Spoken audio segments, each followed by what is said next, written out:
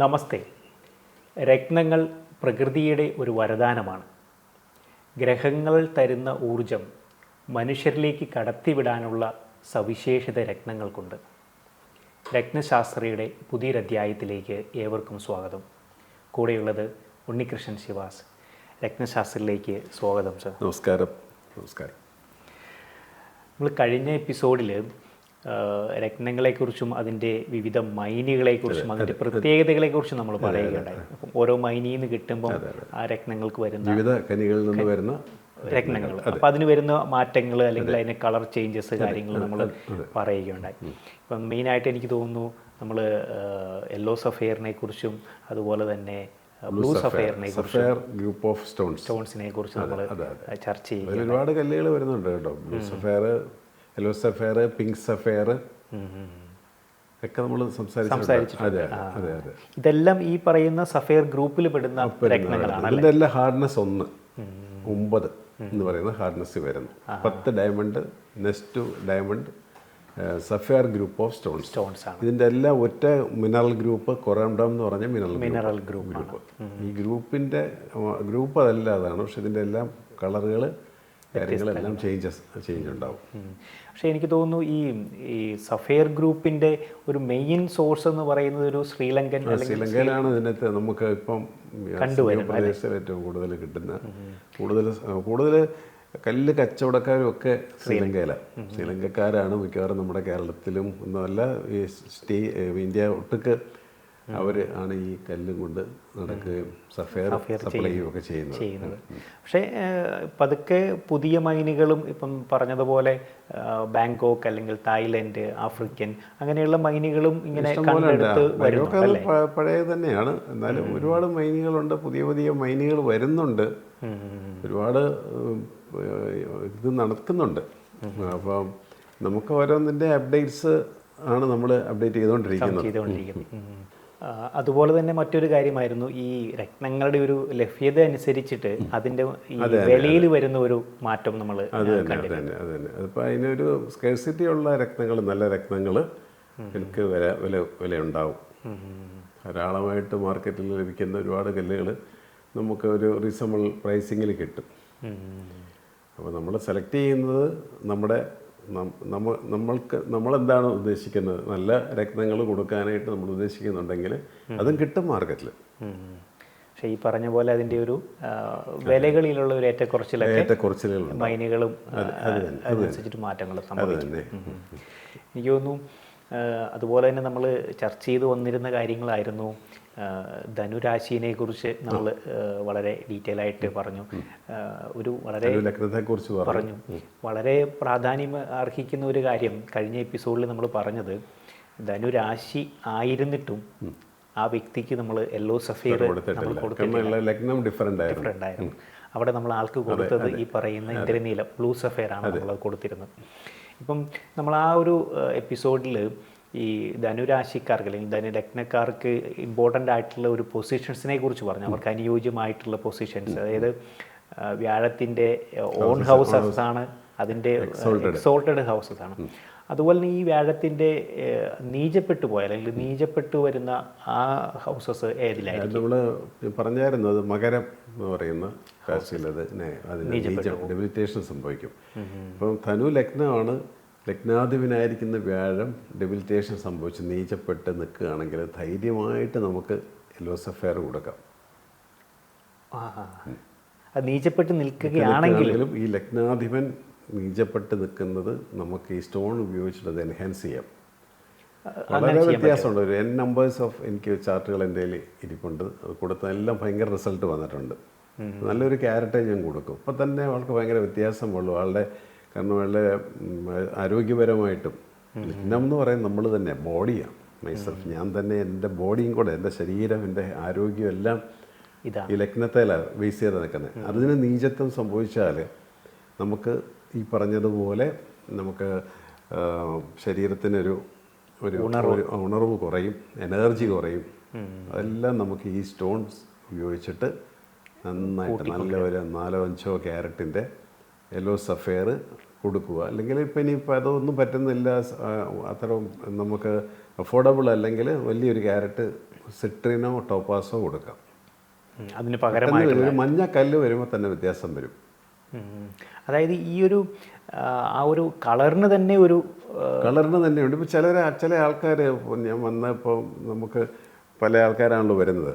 അപ്പോൾ ചിലർ പറയും സാർ ഞാനൊരു ഈ പറഞ്ഞ പോലെ ഒരു ചുമലക്കല്ല് അല്ലെങ്കിൽ ഒരു മഞ്ഞക്കല്ല് ഞാൻ വെറുതെ മേടിച്ചിട്ടാവും വഴിയിൽ നിൽക്കുന്ന. പക്ഷേ എനിക്കിത് വളരെ പോസിറ്റീവായിട്ട് തോന്നുന്നു. അപ്പോൾ ആ കളറ് പുള്ളിക്ക് മാച്ചിങ്ങാണ്. ചിലരൊക്കെ ചില വലിയ കല്ലുകൾ നമ്മൾ കാണുന്നതുണ്ടല്ലോ, ചിലപ്പോൾ അവർ അത് വെറുതെ ഒരു നിസ്സാര വിലയ്ക്ക് മേടിച്ചിട്ടിരിക്കുന്നതായിരിക്കും, എന്നാലും അവർ ദൂരത്തില്ല. ഇതെനിക്ക് എൻ്റെ ഫാദർ തന്നാണ്, ഫാദറിൻ്റെ കയ്യിൽ കിടന്ന കല്ലാണ്, പക്ഷെ എനിക്കത് വളരെ നന്നായിട്ട് തോന്നുന്നു എന്ന് പറയും. അപ്പോൾ കളറ് വളരെ ഇമ്പോർട്ടൻ്റ്. ഈ സഫയർ ഗ്രൂപ്പ് ഓഫ് കല്ലുകളെല്ലാം എല്ലാവർക്കും മാച്ച് ചെയ്യാതെ തന്നെ ഇതിനകത്തെ കണ്ടൻസ് എല്ലാം ഒന്നാണെങ്കിൽ തന്നെ അതിൻ്റെ കളറിൻ്റെ വ്യത്യാസം കൊണ്ടാണ് അതിന് മാച്ച് ആകാത്തത്. കളർ ഡിഫറൻസ് വരുന്നതുകൊണ്ടാണ്. ഓക്കെ. അപ്പോൾ ഈ ഒരു വ്യക്തിക്ക് നീചപ്പെട്ടിരിക്കുകയാണെങ്കിൽ പോലും ലഗ്നം അവിടെ നീചപ്പെട്ട അവസ്ഥയിലാണ്, എന്നാൽ പോലും ആൾക്ക് യെല്ലോ സഫയർ കൊടുത്തിട്ട് അത് നല്ലൊരു ക്യാരക്ടേജ് കൊടുക്കണം അല്ലേ? നല്ലൊരു ക്യാരക്ടേജ് കൊടുക്കണം. നല്ല ക്യാരക്ടേജ് കൊടുത്താൽ വ്യത്യാസം ഉണ്ടാവും. നമുക്ക് ഒന്ന് ആ ഒരു നീചപ്പെട്ട് നിൽക്കുന്ന അവസ്ഥയെ മാറ്റി നമുക്ക് ഒരു ഉന്മേഷവാനാക്കാൻ സാധിക്കും. ഇപ്പം നമുക്ക് ആ മീന ലഗ്നമാണെങ്കിലും നമുക്ക് ഈ നീചത്തിൽ നിൽക്കുവാണെങ്കിലും നമുക്ക് കൊടുക്കാം. കാരണം മീന ലഗ്നം വരുമ്പം ലഗ്നാധിപനുമാണ് 10th ഹൗസ് കർമ്മം തരുന്ന ധനു. അപ്പോൾ മീനത്തിൻ്റെ നമ്മൾ കൗണ്ട് ചെയ്ത് വരുമ്പം 10ാമത്തെ ഹൗസ് ധനുവായി. ധനു ഈ മീനലഗ്നക്കാരൻ്റെ കരിയർ ഏരിയ, ജോബ് ഏരിയ, അത് പോയി നീചപ്പെട്ട് നിന്നാൽ സഫയർ കൊടുക്കുകയാണെങ്കിൽ ഈ പറഞ്ഞ പോലെ അയാളുടെ ഹെൽത്തും അയാൾക്കൊരു വൈറ്റാലിറ്റിയും അതുപോലെ കരിയറിൽ പുള്ളിക്ക് ഒരു ഉയർച്ച ഉണ്ടാവും. ഇങ്ങനെ നിൽക്കുന്നതാണെങ്കിലും പെട്ടെന്ന് ചേഞ്ച് വരും. ഇതൊക്കെ അനുഭവത്തിൻ്റെ വെളിച്ചത്തിൽ പറയുന്നതാണ്, അത് വെറുതെ പറയുന്നതല്ല. കല്ലുകളെക്കുറിച്ച് നമ്മൾ വെറുതെ അല്ല പറയുന്നത്.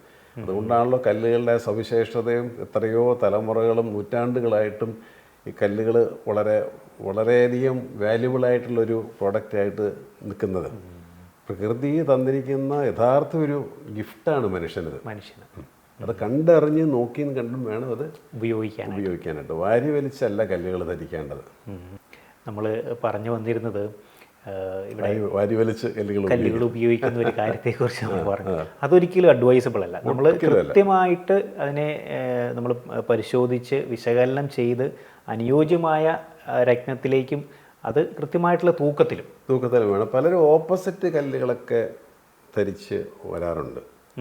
അവർക്ക് വന്ന് അത് പക്ഷേ അത് അവർക്ക് ആ കറക്റ്റ് കല്ല് നമ്മൾ പറഞ്ഞു കൊടുത്ത് നിങ്ങൾ ഈ കല്ല് ഈ 2 കല്ലുകൾ നിങ്ങൾ മാറ്റി വെക്ക്, ബാക്കി കൈ കിടക്കുന്ന കല്ല് മാത്രം ഉപയോഗിക്കുക. ഇപ്പം നമുക്ക് പുതിയതായിട്ട് കല്ലുകളൊന്നും വേണ്ട.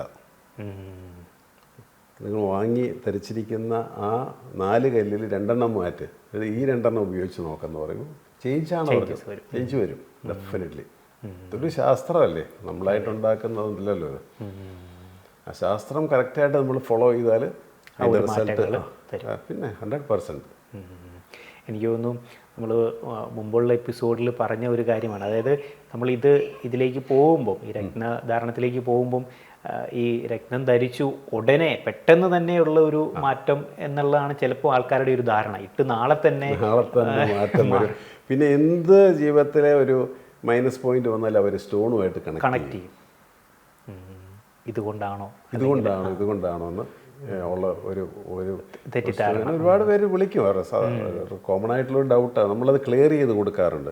പിന്നെ പലർക്കും നമ്മൾ ഈ കല്ല് കൊടുത്തിട്ട് സാർ വലിയൊരു മാറ്റം വരുന്നില്ല. കാരണം ഈ മാറ്റം വരാത്തതെന്ന് വെച്ചാൽ സ്യൂട്ടബിൾ കല്ലാണ്, പക്ഷെ അതിന് വേണ്ട തൂക്കമില്ല, ക്യാരറ്റേജ് ഇല്ല.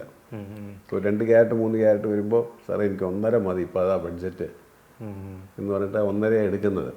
പിന്നീടാണ് ഇത് പറയുന്നത്. അതേസമയം രണ്ടാമത് അവർക്ക് അത് തന്നെ നമുക്ക് എൻഹാൻസ് ചെയ്ത് കൊടുക്കുകയാണെങ്കിൽ അവർക്ക് ഭയങ്കര വ്യത്യാസമുണ്ട് സംഭവിക്കും. അവിടെയാണ് നമ്മൾ കൃത്യമായിട്ടുള്ള രത്നനിർണയവും നല്ല രത്നങ്ങൾ ധരിക്കുകയും വേണം. അതോടൊപ്പം ഈ പറയുന്ന കറക്റ്റ് ക്യാരറ്റ് അല്ലെങ്കിൽ അതിൻ്റെ വെയിറ്റ് നമ്മൾ മെയിൻറ്റെയിൻ ചെയ്യണം. സ്റ്റെപ്പ് ബൈ സ്റ്റെപ്പായിട്ട് ചെയ്താൽ മതി. പെട്ടെന്നൊരു വലിയ ക്യാരറ്റ് മേടിച്ചിടുക എന്ന് പറഞ്ഞാൽ എല്ലാവരെ കൊണ്ടും സാധിക്കുന്നില്ല. ചെറിയ രീതിയിൽ ചെയ്താൽ മതി. പിന്നെ അടുത്തൊരു ബഡ്ജറ്റിൽ കുറച്ചും കൂടെ ഒരു ലോക്കറ്റ്, ഇപ്പോൾ ഒരു ക്യാരറ്റ് 1.5 ക്യാരറ്റിൻ്റെ ഒരു റൂബി ധരിക്കുകയാണെങ്കിൽ അടുത്ത ഒരു ലെവലിൽ നമുക്ക് ഒരു അടുത്തൊരു ഒരു 2 ക്യാരറ്റിൻ്റെ കൂടെ ആഡ് ഓൺ ചെയ്യാം. അത് ലോക്കറ്റായിട്ടൊക്കെ ഉപയോഗിക്കാം. പതുക്കെ നമ്മൾ അതിനെ ഒന്ന് കൂട്ടിക്കൊണ്ടു. ഇപ്പോൾ എന്നെ സംബന്ധിച്ചാൽ ഞാൻ 2 റൂബിയാണ് ധരിക്കുന്നത്. റൂബിയാണ് എൻ്റെ സ്യൂട്ടബിൾ ആയിട്ടുള്ള സ്റ്റോണ്. വേറെ കല്ലുകളൊന്നും എനിക്ക് അധികം മാച്ചിങ് അല്ല. അപ്പോൾ ഇത് ഞാൻ ആദ്യം ഉപയോഗിച്ചു, പിന്നെ ഞാൻ ഇത് ആഡ് ഓൺ ചെയ്തു, അതിൻ്റെ തന്നെ സ്റ്റഡ് ഇട്ടു. അങ്ങനെ അത് പതുക്കെ സ്ലോലി ഇപ്പം നമ്മൾ വില കൊടുത്ത് മേടിക്കണമല്ലോ. അല്ലാതെ നമുക്ക് കടയിലിരിക്കുന്നത് എടുത്തെടുക്കുക. ഇതെല്ലാം വില കൊടുത്ത് വാങ്ങിച്ച് വെച്ചിരിക്കുന്നതല്ല. അപ്പം അതിൻ്റെ നോക്കിയിട്ട് നമ്മുടെ ഒരു ബഡ്ജറ്റ് നോക്കിയിട്ടാണ് ഞാൻ ചെയ്യാറ്. നമുക്ക് പതുക്കെ ഇങ്ങനെ കൂട്ടി കൊണ്ടുവരാനായിട്ട് ചെയ്യാനായിട്ട് പറ്റും. അപ്പം അത് വളരെ പ്രാധാന്യമുള്ള കാര്യം തന്നെ. ഈ പറയുന്ന ഇട്ടിട്ട് നമുക്കൊരു ഒരു മാറ്റം സംഭവിക്കുന്നില്ലെന്ന് പറയുന്നതിന് പിന്നിൽ ഉള്ള കാരണങ്ങൾ ഇങ്ങനെയാവാം. നെക്സ്റ്റ് ഡേയോ 1 മാസമോ 2 മാസം കൊണ്ടൊന്നും അതിൻ്റെ റിസൾട്ട് വരത്തില്ല. നാച്ചുറലായിട്ടുള്ള ഒരു വസ്തുവാണ് ഈ കല്ലുകൾ. പ്രകൃതി തന്നിരിക്കുന്ന പ്രകൃതിയുടെ കാര്യങ്ങളൊന്നും ഫാസ്റ്റായിട്ടല്ല. അത് അതിൻ്റെതായ ഒരു സമയമെടുത്ത് ഇപ്പം നമ്മൾ എന്ത് നല്ല ഫുഡ് ഇന്ന് കഴിച്ചാലും ഇന്ന് വൈകുന്നേരം നമ്മൾ ശരീരം നന്നാവുമോ ആരോഗ്യം വീണ്ടെടുക്കുമൊന്നുമല്ല. എല്ലാം സ്ലോലി ഡോക്ടേഴ്സിൻ്റെ ചെന്നാൽ പോലെ നിങ്ങൾ ഇങ്ങനെ ഒരു ഡയറ്റ് നിങ്ങൾ ഫോളോ ചെയ്യുക. അപ്പോൾ സ്ലോലി നിങ്ങൾ റെഡിയാകും. അതിൻ്റെ കൂടെ നടക്കുക, എക്സസൈസ് ചെയ്യുക. അല്ലാതെ ഇന്നിപ്പോൾ ഈ ഫുഡെല്ലാം അവിടെ കഴിച്ചു നാളെ എഴുന്നേറ്റ് ഓടാമെന്ന് വിചാരിക്കരുത്. ഇത് തന്നെ സെയിം തിങ് ആണ് ഈ സ്റ്റോൺസിൻ്റെ കാര്യത്തിനകത്ത്. ഓക്കെ. ഇപ്പം നമ്മൾ ഈ ലഗ്നങ്ങളെക്കുറിച്ച് പറഞ്ഞു. ഇപ്പം നീചപ്പെട്ട് നിൽക്കുന്ന ആ ഒരു ലഗ്നം ധനുരാശിയിൽ എന്നിരുന്നാൽ പോലും നമ്മൾ യെല്ലോ സഫയർ കുറച്ച് അധികം ക്യാരറ്റേജ് യൂസ് ചെയ്യുന്നു, അല്ലെങ്കിൽ അതിന് പകരമായിട്ടുള്ള സബ്സ്റ്റിറ്റ്യൂട്ട് സ്റ്റോണുകൾ യൂസ് ചെയ്യുന്നു. അപ്പോൾ അതിൽ നമുക്ക് നല്ലൊരു മാറ്റം അതിലേക്ക് ആ വ്യക്തിയിലേക്ക് കൊണ്ടുവരാനായിട്ട് സാധിക്കുമെന്ന് പറഞ്ഞു. ഇപ്പം നമ്മൾ ഈ ധനുരാശി അതായിട്ട് കണക്ട് ചെയ്ത് നിൽക്കുന്ന, ധനുലഗ്നമായിട്ട് കണക്ട് ചെയ്ത് നിൽക്കുന്ന നമ്മുടെ ശരീരഭാഗങ്ങൾ അല്ലെങ്കിൽ ബോഡി പാർട്സുകളൊക്കെ ഏതൊക്കെയാണ്? ശരിക്കും തൈസ് ആണ് നിൽക്കുന്നത്. തൈസ്, ബാക്ക്, ഈ ഒരു പോർഷനാണ് നമുക്ക് കംപ്ലീറ്റ് ആയിട്ട് നിൽക്കുന്നത്. പിന്നെ അത് നമുക്ക് ലിവർ, കിഡ്നി ഇതൊക്കെ ആയിട്ട് ബന്ധം ഈ പ്ലാനറ്റിനുണ്ട്. ഇത് നമുക്ക് ഈ വ്യാഴം 6th ഹൗസിലൊക്കെ, അതായത് ഇപ്പോൾ ചിങ്ങലഗ്നം 6th ഹൗസിൽ വ്യാഴം നീചപ്പെട്ടുന്നാൽ ഡെഫിനറ്റ്ലി കൊളസ്ട്രോൾ, ട്രൈഗ്ലിസൈഡ്സ്, ഫാറ്റി ലിവറൊക്കെ ഭയങ്കരമായിട്ട് കൂടുതലായിരിക്കും. ഫാറ്റി ലിവർ ഡെഫിനറ്റ്ലി അങ്ങനെയുള്ള പൊസിഷനുള്ള ആൾക്കാർക്ക് നമ്മൾ ശ്രദ്ധിച്ചിട്ടുണ്ട്. നമ്മുടെ മേഖലയല്ല മെഡിസിൻ മേഖല, എന്നാലും നമ്മൾ സ്റ്റഡി ചെയ്തിട്ടുണ്ടത്. അപ്പോൾ അതിനകത്ത് തന്നെ പാൻക്രിയാസുമൊക്കെ ആയിട്ടുള്ള ബന്ധമുണ്ട്. അപ്പോൾ ഇത് നമുക്ക് നമ്മുടെ ആരോഗ്യപരമായിട്ടുള്ള കാര്യങ്ങളിലേക്കും കൂടെ ഉള്ളൊരു ചൂണ്ടുപലകയും കൂടെയാണല്ലോ ഈ ഒരു ശാസ്ത്രം എന്ന് പറയുന്നത്. പിന്നെ ഈ ലഗ്നം, ഇപ്പോൾ ധനുലഗ്നം എന്നല്ല, ഏത് ലഗ്നവും അവനവൻ്റെ ശരീരവും അവനവൻ്റെ ആരോഗ്യസ്ഥിതിയുമാണ്. ലഗ്നാധിപൻ മോശ സ്ഥാനത്ത് പോയി നിന്നാൽ ആൾക്ക് എപ്പോഴും ഒരു ഹെൽത്ത് ശ്രദ്ധിക്കേണ്ട ഒരു മേഖല അവരുടെ ഹെൽത്ത് തന്നെയാണ്. ലഗ്നാധിപൻ 6th ഹൗസിൽ, 8th ഹൗസിൽ, 12th ഹൗസൊക്കെ ഈ ഹോസ്പിറ്റലൈസേഷനാണ് ഇൻഡിക്കേറ്റ് ചെയ്യുന്നത്. എപ്പോഴും ആശുപത്രി കയറി ഇറങ്ങുന്ന ഒരവസ്ഥാവിശേഷം. എന്നാൽ ഈ ധനുലഗ്നത്തിൻ്റെ അധിപൻ തന്നെ 6th ഹൗസിൽ പോയി നിൽക്കുന്നത്. ഈ വേറെ 6 പോയി ഞാൻ പലപ്പോഴും വളരെ ചെറിയ ക്യാരറ്റ് അല്ലെങ്കിൽ സെമി പ്രീഷ്യസ് ആയിട്ടുള്ള സിട്രിനോ ടോപ്പാസോ ഞാൻ കൊടുക്കാറ്. അതെന്താണെന്ന് ചോദിച്ചാൽ എൻ്റെ ഒരു എക്സ്പീരിയൻസിലത് ആ ഒരു എലസഫയർ കൊടുക്കുന്നതിനേക്കാളും മെച്ചം ഒന്നുമില്ല. എലസഫയർ വളരെ ചെറിയ ക്യാരറ്റോ അല്ലെങ്കിൽ സെമി പ്രീഷ്യസോ ആണ് അവിടെ കൊടുക്കുന്നത്.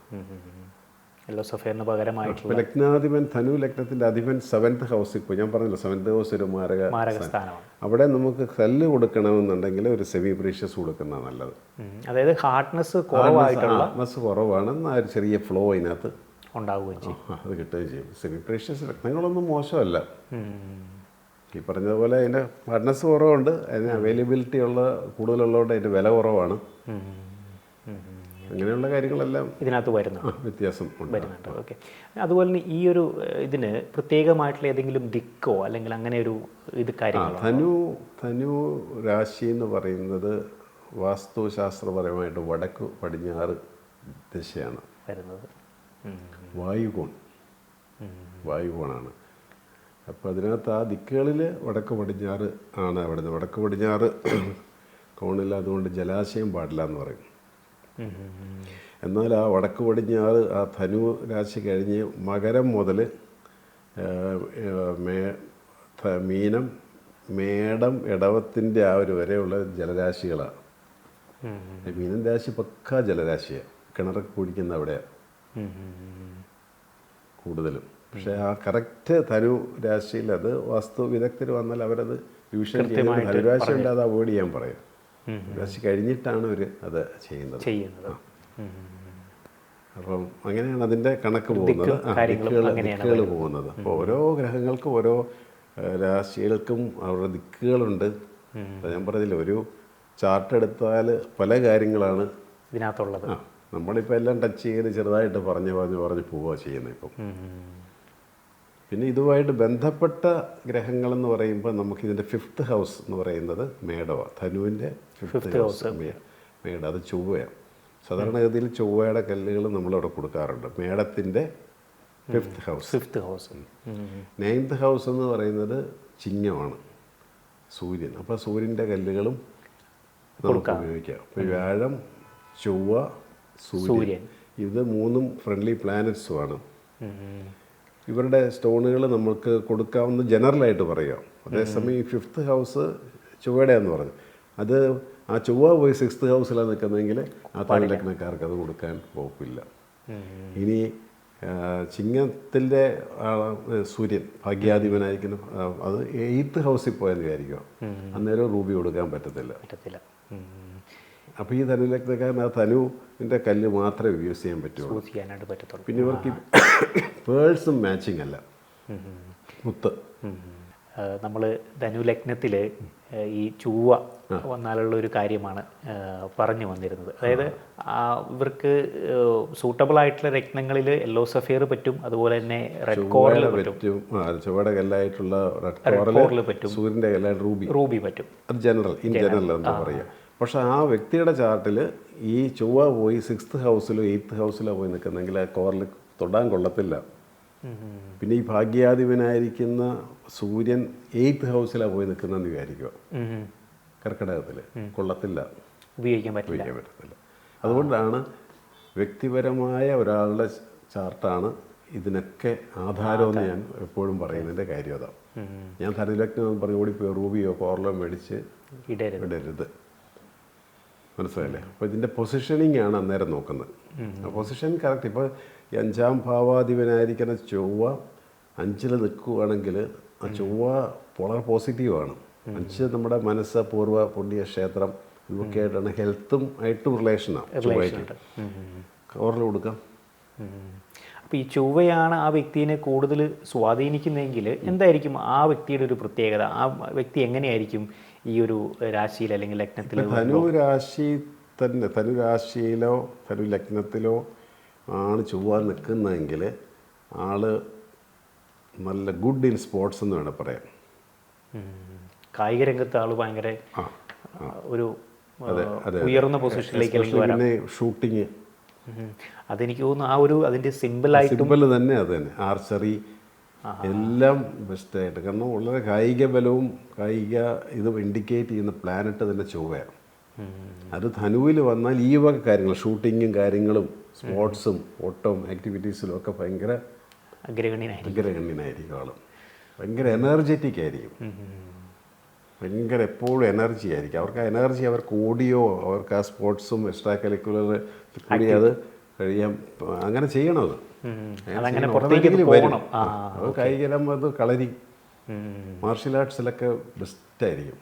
ഈ ധനുവിൽ ഇങ്ങനെയൊക്കെ നിൽക്കുന്ന ആൾക്കാരുടെ പേരൻസോട് പറയും, ഇവനെ കളരിയിലോ മാർഷ്യൽ ആർട്സിലോ സ്പോർട്സിലോ കൊണ്ടി ആളെ ഉൾപ്പെടുത്തണം. ഇങ്ങനെയുള്ള ഒരു ഫ്യൂച്ചറിൽ ഈ പറഞ്ഞ പോലെ ഗവൺമെൻറ് സർവീസ്, മിലിറ്ററി കാര്യങ്ങളിലേക്കും കടന്നു, ഇൻവെസ്റ്റിഗേഷൻ, ചുമ്മാ ഇൻവെസ്റ്റിഗേഷൻ്റെ കൂടെ ആളാണ്, ക്രൈമാണ്, ആ ലെവലിലേക്ക് നമുക്ക് ചിന്തിക്കാൻ പറ്റും. അപ്പോൾ ഒരു ചെറിയൊരു ഹൗസ്, ഒരു ചെറിയ രാശി എടുത്ത് വെച്ച് നോക്കിയിട്ട് ആ വ്യക്തിയുടെ നോക്കുകയാണെങ്കിൽ പല പല പോയിൻറ്റ്സ് നമുക്ക് പ്ലസ് ആൻഡ് മൈനസ് പോയിൻറ്റ്സ് നമുക്ക് പറയാനെടുക്കാൻ പറ്റും. പിന്നെ ചന്ദ്രൻ ഇവിടെ നമുക്ക് അഷ്ടമാധിപനായതുകൊണ്ട് ഈ പലർക്കും ധനു ലഗ്നക്കാർക്ക് ഈ ചന്ദ്രൻ്റെ സ്റ്റോണും കൂടെ മാച്ചിങ് ആകാറില്ല. കാരണം ഈ ചന്ദ്രൻ നമുക്ക് മനസ്സിൻ്റെ ഒരു കാരഗ്രഹം, മനസ്സിനെ കൺട്രോൾ ചെയ്യുന്നത് പുള്ളിയാണ്. ഒരാളുടെ മാനസിക നില ചന്ദ്രനാണ്. ആ ചന്ദ്രനെ നോക്കിയാൽ നമുക്ക് ഒരാളുടെ മാനസിക നില കൃത്യമായിട്ട് അറിയാം. ഇപ്പോൾ വ്യാഴത്തിൻ്റെ പൊസിഷൻ നോക്കിയാൽ ഈ വ്യക്തിക്കുള്ള ദൈവാധീനവും അനുഗ്രഹങ്ങളും നമുക്ക് മനസ്സിലാക്കാൻ പറ്റും. മനസ്സിലായില്ലേ? എന്നുപോലെ ചന്ദ്രനെ നോക്കുവാണെങ്കിൽ അയാളുടെ മാനസിക നില അല്ലെങ്കിൽ മനസ്സിന് ധൈര്യമുള്ള ആളാണോ. അപ്പോൾ ചന്ദ്രൻ എപ്പോഴും ഹെൽത്ത് റിലേറ്റഡ് ആണ്. ഹെൽത്ത് വളരെ ഇമ്പോർട്ടൻ്റ് ആണ്. അപ്പോൾ ഈ ചന്ദ്രൻ്റെ ഒരു പൊസിഷൻ നോക്കിക്കഴിഞ്ഞാൽ ഈ വ്യക്തിയുടെ ഒരു ആരോഗ്യപരമായ നില, കാരണം ബ്രീത്തിങ് അല്ലേ, ബ്രീത്തിങ്ങും ലങ്സും ഹാർട്ടും ഒക്കെ ആയിട്ട് ബന്ധപ്പെട്ടതല്ലേ മനുഷ്യൻ്റെ ഏറ്റവും വലിയൊരു ഘടകമല്ലേ.